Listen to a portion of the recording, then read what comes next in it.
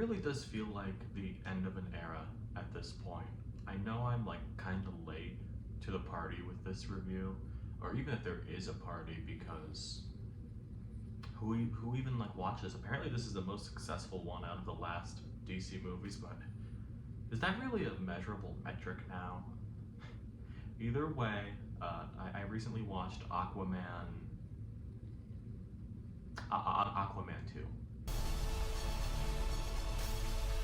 I'm not even gonna lie, I completely forgot what the title of this was. It was Aquaman in the Lost Kingdom. I looked during the cut to title logo thing. Ooh, this is gonna be a weird review. It's been a hot minute since I've watched this. I haven't had a lot of time to record too often, so a lot of these are gonna be in a bunch, and this is one of them. This basically follows Aquaman. He's the king of Atlantis now, and Black Manta, played by Abdul-Mateen II, is coming in to avenge his father's death, which happened in the first movie, spoiler, and he has something called the Black Trident, and it's being taken over. He's been taken over, and Aquaman's got to go get his brother to stop him. I feel like I just kind of said things there, like, no thinking. And I gotta admit, this is probably gonna be one of my shortest videos ever on the channel, at least in this format, is because I don't really have a lot to say about this. It's fine. I didn't mind it while it was on, but just I still think the action in this is actually pretty good. James Wan still has the sauce. I don't blame him if he just doesn't make another action movie again. Well, at least a big superhero movie, because apparently this was draining to make, and I could feel it. I've always liked Jason Momoa as Aquaman.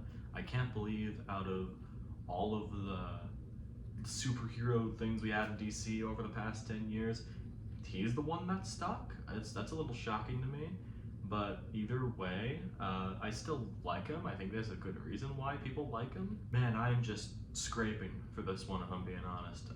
The visual effects, they're fine. There's nothing too noticeable. It's nothing on the Flash. There's no Flash level effects that are that bad, but they're just fine. Nothing really stood out. Yeah, sure, maybe it was a little wonky in a couple of places. There was some weird green screens in there for a little bit, but it wasn't distracting. It didn't take me out of it. I guess if you've seen these movies, and like you know already. And are you really gonna watch this? Because they're done now. Like, this is it. This is the finale of the DCEU. This is it. This is what we're doing. Oh Christ, what even happened in this movie? Oh yeah, Amber Heard. Do you remember Amber Heard? She's like barely in this, but there's the whole through line of the movie is family and like reconnecting with your loved ones, and the fact that Amber Heard, who plays Mera, Aquaman's wife, is just not in the movie a lot, is fascinating. I wonder why. I'm gonna be honest, I'm gonna skip over the overall section. Like you know, when I say overall and I sound how I feel that, I'm gonna skip it. I feel like my detached demeanor while talking about this movie it makes sense. Aquaman and the Lost Kingdom. I made my notes on this right when I watched it, and I put it at 3 stars, but if I'm being honest, I might bump it down a little bit. I might bump it down to like 2 stars. This is strange. I said in my Argyle review that time is very important for movies, and this is coming on like a few weeks after I watched it, and wow, well, what time can do. Now, why is this one of the strangest reviews I've ever put out on the channel? I don't know. For some reason, this one's gonna stick out to me. I can't place it.